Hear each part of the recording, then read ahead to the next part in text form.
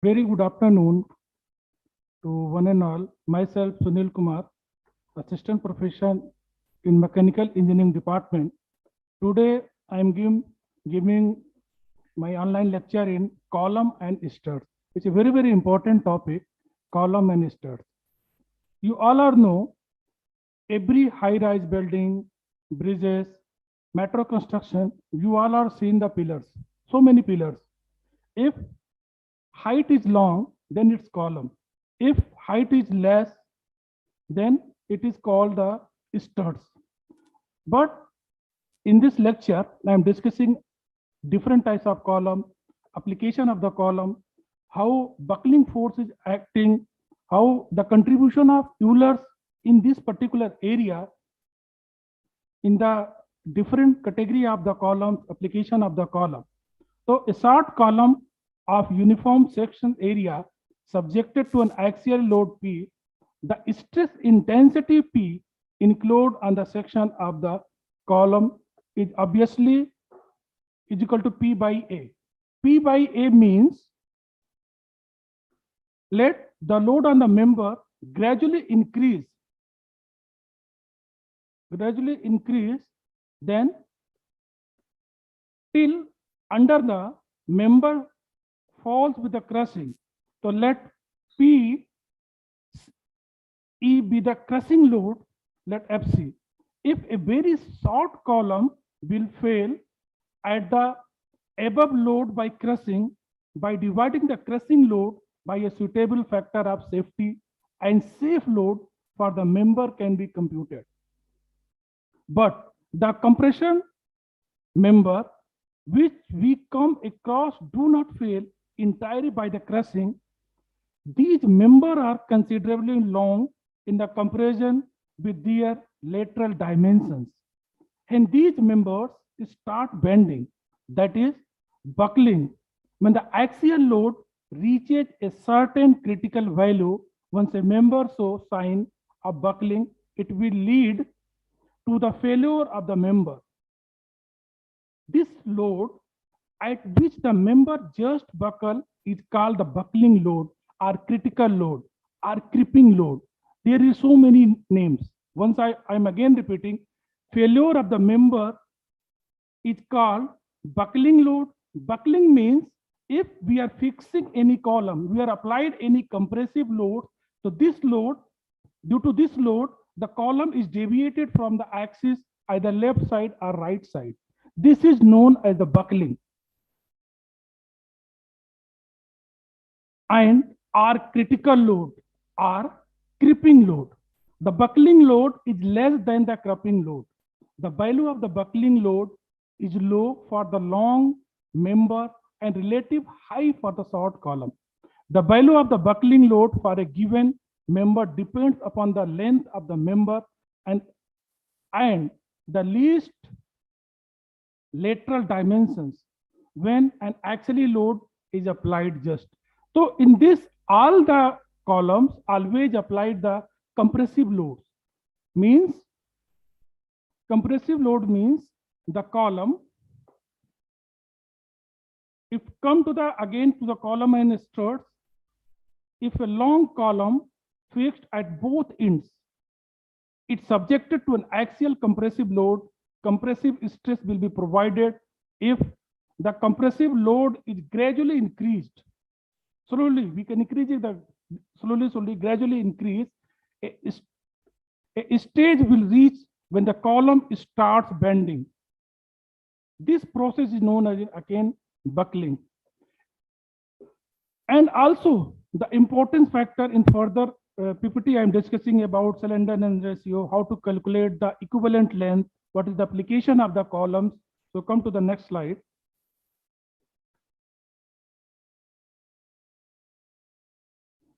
Struts. So what do you mean by struts?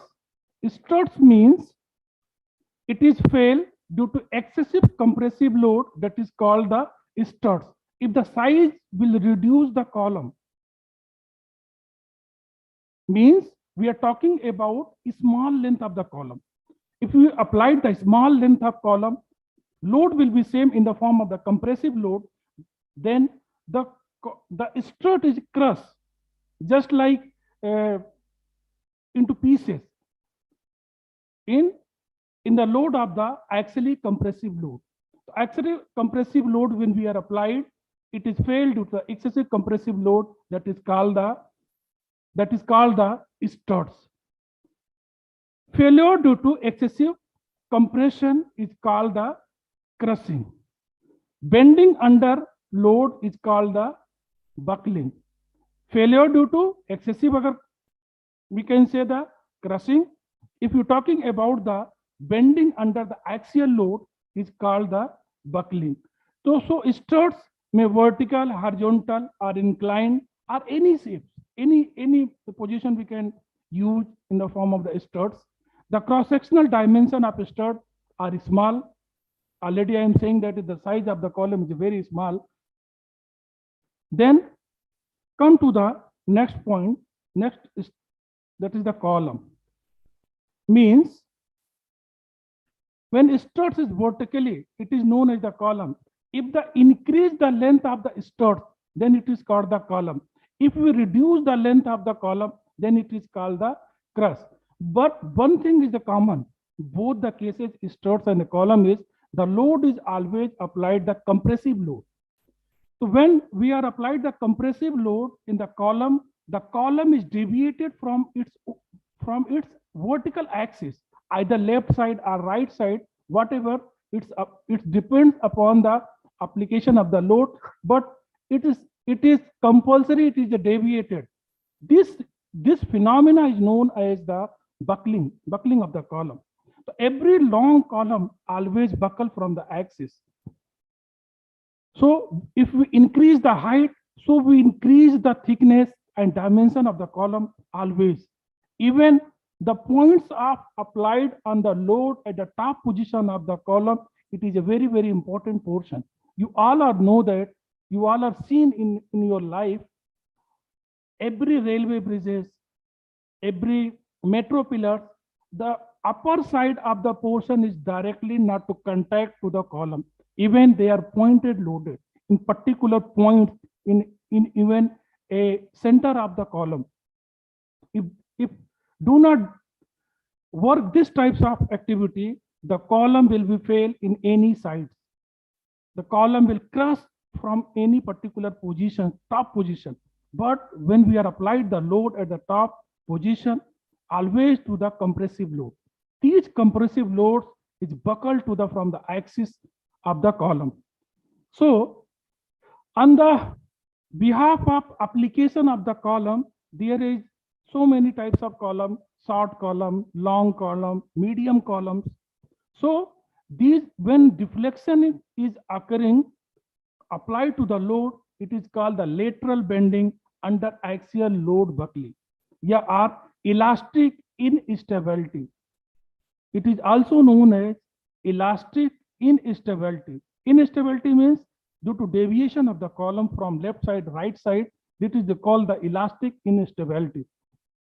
If you're talking about the short column, there are two phenomena is occurring. One is buckling and other is crushing.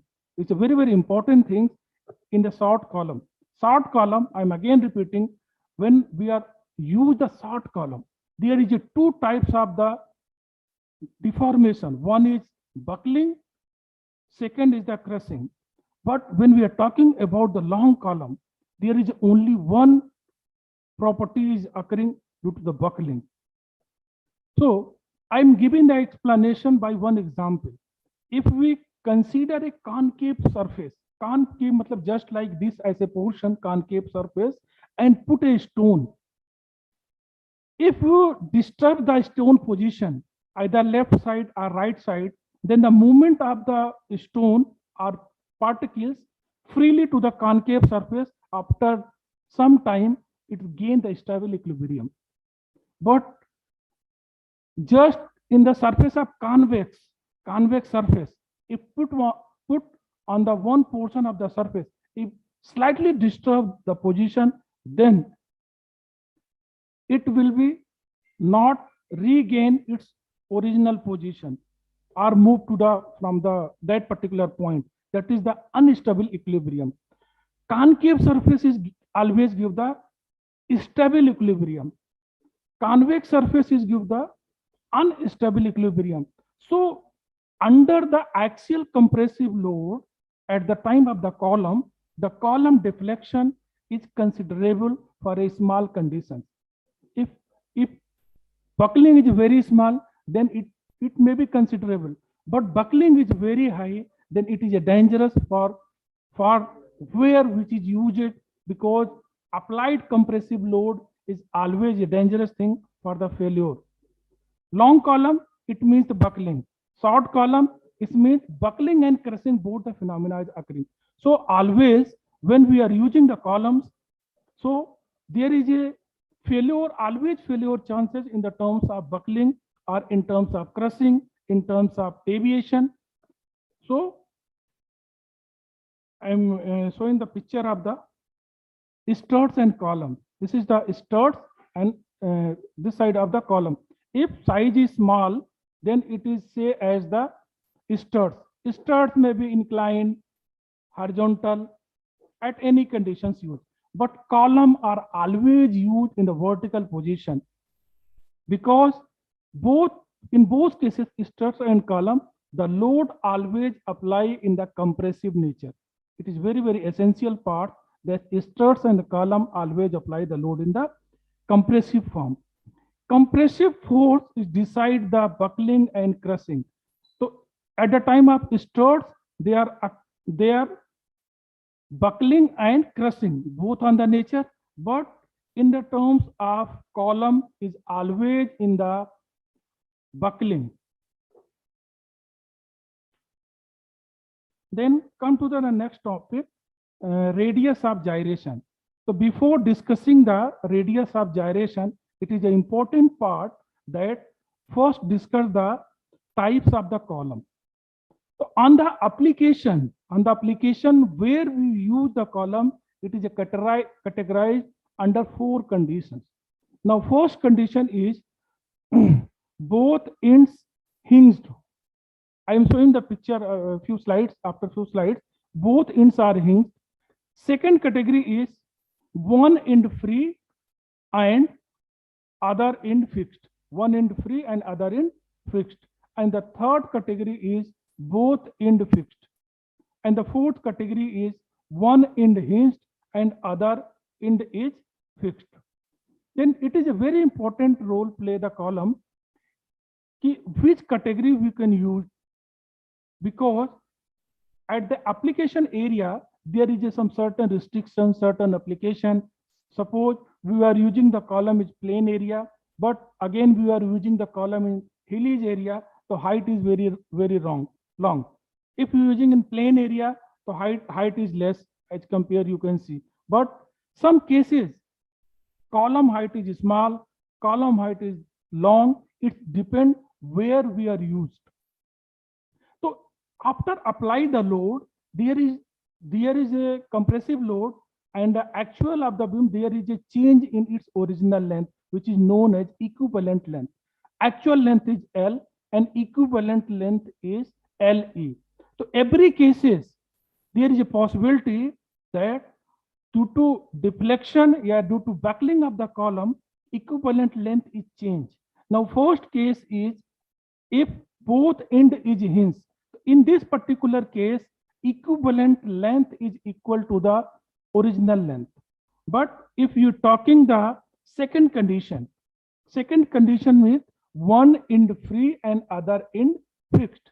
So second category means then equivalent length is equal to 2L. Again, I'm repeating, equivalent length L is equal to 2L. And the third category is L is equal to L by 2. And the fourth category, which is known as one end hinge and other is free, is known as LE is equal to L by 2. I'm giving again one example. If we are using a rectangle, in two cases, rectangle in vertical condition and rectangle in horizontal condition. Rectangle in vertical condition and rectangle in horizontal condition. If you draw the neutral plane, then suppose One case is when we are using the rectangle in vertical, that is the INNA. When we are using the rectangle in horizontal condition, then the IN2. So you know that IN2 is less than IN1. So why? Due to its neutral plane. So due to this reason, second case is easily to bend. So I section is easily formation for the bending. So come to our topic, which is showing the slide, the radius of gyration. Radius of gyration is a very, very important phenomena for the column. So the distance from the given axis at which it all small element of the lamina placed, the moment of inertia of the lamina about its axis does not change, which is known as the K minimum is equal to root of I by A. If K is minimum, I is minimum. So minimum radius of gyration we can achieve during this phenomena. So come to the next point is the slenderness ratio, which is very, very important. If equivalent length is divided by radius of gyration, then it is known as slenderness ratio. Slenderness ratio, if you're talking about, if you're talking about the dimension of the slenderness ratio, because LE length is unit is meter, and radius of gyration K again is meter. So meter cancel out. So slenderness ratio is a dimensionless number. It's very, very important thing. So slenderness ratio means effective length of the column or minimum radius of gyration, which is equal to LE by K minimum. If lambda is more, its load carrying capacity will be less. There is a drawback. If lambda is more, its load carrying capacity is less. So when we, as a design engineer, when anybody design to any column, then it is a very essential part. They minimize the value of the lambda, always less the value of lambda, because in the column, you all are know the load is very heavy for the upper portion, and above again the portion that the movement of the train, track, bus, traveling, and loaded vehicle. So always in the column is a very heavy load regarding structural load, then movable of the transportation vehicle load. So lambda is always less for any designer engineer to design. Due to this, if you're talking about lambda, then struts is a very important play role for the designing of the slenderness ratio. So fail due to the crushing. If lambda is less than 30, then struts will be fail. If we according to short column, then it range 30 to 80, the value of the lambda. If long column, so greater than 80. So I'm showing the next slide. Long column, when length of the column is more as compared to its C by S dimension, it is called the long column. If LE by K minimum is greater than 50, for the mild steel, if you're talking about the mild steel, the lambda is greater than 80, it's called long column. If you're talking about the short column, when length of column is less as compared to its C by S dimension, it is called short column. When LE by K minimum is less than 50 value. So this is a very important thing to show that what is the value I am using for the designing of the any column, because ultimately when we are using the column, when we have to apply the load, and column depends always the compressive load. The compressive load means if minimum slenderness ratio, then we are use the maximum load of the column. So always designer is a design in the form of the load capacity to increase the load carrying capacity of any column. Then we are coming to the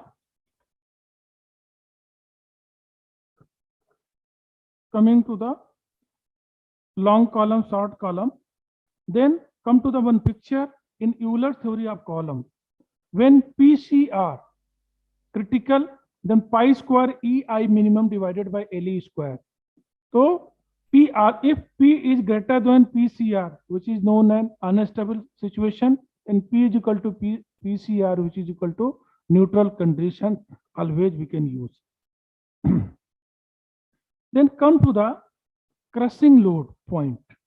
So crushing means, I'm always saying, if column is small and applied the axial compressive load, then the column is crushed. The load at which short column fail by crushing is called the crushing load. So then we are applying the creeping load and buckling load. So what is the factor depends upon the creeping load, and buckling load is the load at which long columns start buckling or bending. I'm saying previously, if any column compressive load is applied, then the column is buckled from its own axis. This is known as the buckling or bending. So it depends upon the so many factors. First is the amount of load, which is very, very important part, how much load we can apply to the column. Second part is the length of the column. How long length of the column is also play a very, very important role. And the third point is in the condition of the column. And the fourth point is C by S dimension of the column. And next point is the material of the column. How, at which material. So you are know that when we designing any beam, any column, any structure, the concrete mixture is different because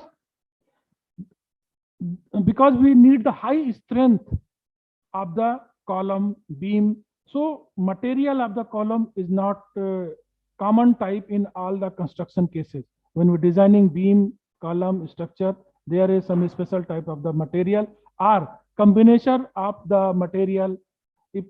If steel column are there, if concrete column are there, so the mixing is a very, very important play role for the designing purpose. So again, we are talking the Euler's equation. In this particular portion, it is a very, very important play role for the Euler's equation. Euler's equation means P critical is equal to, there is a value, Euler's given the formula pi square E minimum, pi square E I minimum divided by L E square. It means sigma C critical is equal to P critical divided by area. If we again putting the value of P critical, then pi square E I minimum divided by L E square into A. After calculating, rearranging the terms, pi square E into K square divided by L E chi square. Again rearranging, so pi square E divided by L E by K ka whole square, which is equal to pi square E divided by lambda square. So lambda is equal to L E by K. Lambda is known as slenderness ratio. L is equal to equivalent length and K is the radius of the gyration. So come to the next slide. Column end conditions and effective length. So I'm previous lectures I'm discussing about the types of the column, both end hinged, both end fixed, one end fixed and other end fixed, one end fixed and other free. So the basic four categories. This is a very, very important diagram to show the how to calculate the effective length. What types of the column you can use for different application. Now first is the pinned end. जो उसके दोनों जो faces हैं, ये वाले faces, this position and this position is basically same. तो पिंड को क्या किया, उनके जो पोजीशंस है, इंड पोजीशंस, वो उनको क्या कर दिया, पिन कर रखा है, पिंड कर दिया है उनके एंड्स पे. तो इस पर्टिकुलर केसेस में when we applied the compressive load, when we applied the compressive load, the column, initially the column is straight. When we are using the Euler's assumption, Euler's theorem, I'm coming to the next slide. What is the assumption used the Euler's theory when we are deriving the any columns or application use the column? Then first initial condition is the column is always in the straight in nature. So when column is pinned hinge, then the value of K is equal to 1 and equivalent length, if you're talking about the equivalent length, so L is equal to LE. This is a very, very important thing. So deviation is the minimum. buckling is the minimum. So in pinned condition, L is equal to LA, actual length is equal to equivalent length, or the value of K is equal to 1. K is the radius of the gyration. But in the second condition, when fixed one and free end, one end fixed and other is pinned.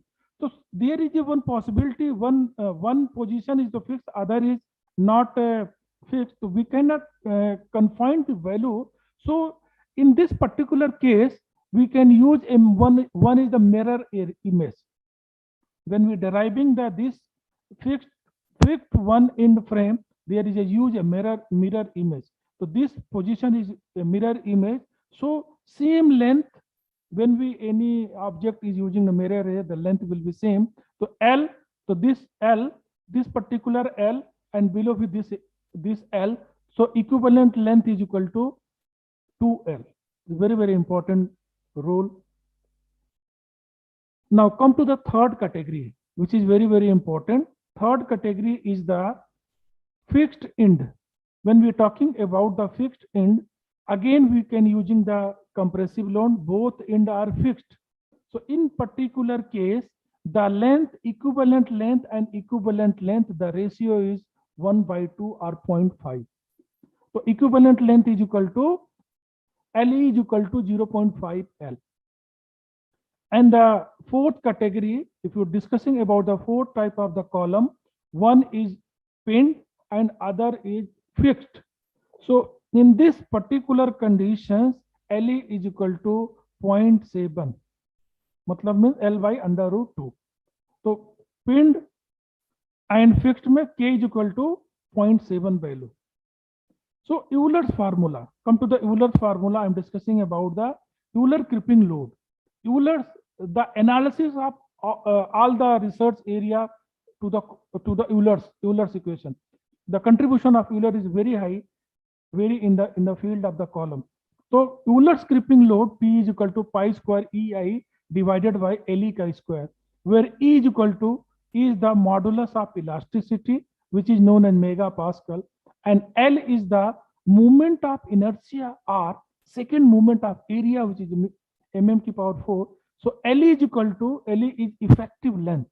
What is the effective length when we are apply the load? Because the column is deviated from its own axis, or deflection, creeping, buckling, whatever we can say, when we apply the load, the column is deviated from its own axis. So equivalent length is the effective length when we are apply the compressive load.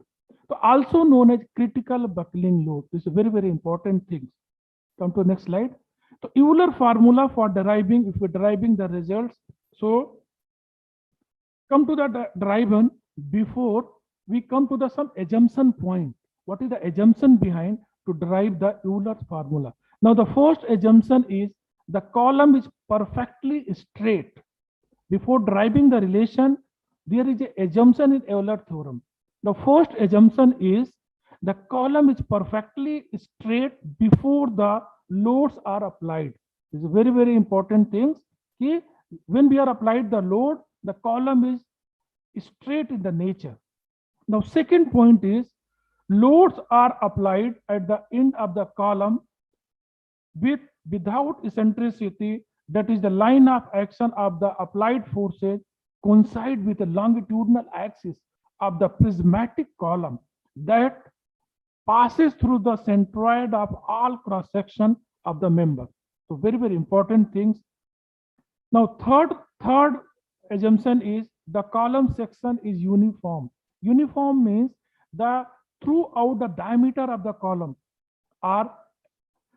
should be same, because in top position, center position, bottom position, all the positions, the dimension will be same.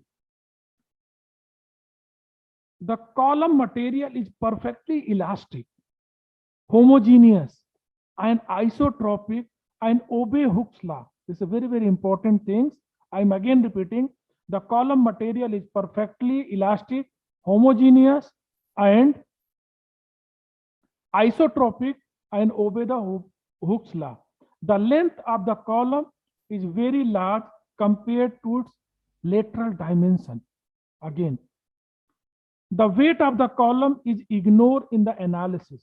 When we are computing the mathematical model, mathematical result, we do not use, or we are not consider the weight of the column, or we can say the weight is negligible.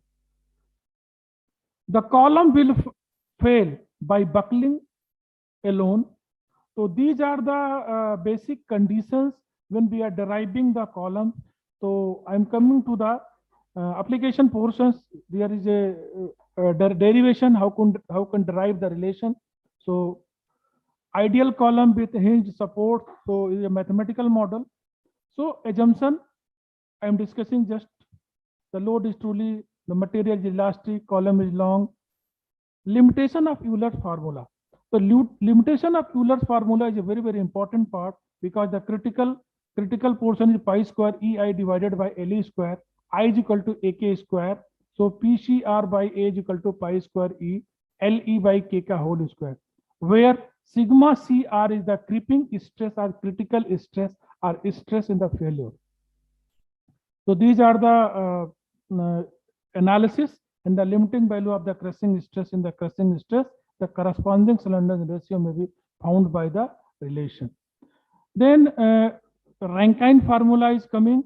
So Rankine also there are some contribution related area to the column and struts, but the real problem arises of the intermediate column, which due to the combination of buckling and direct stresses.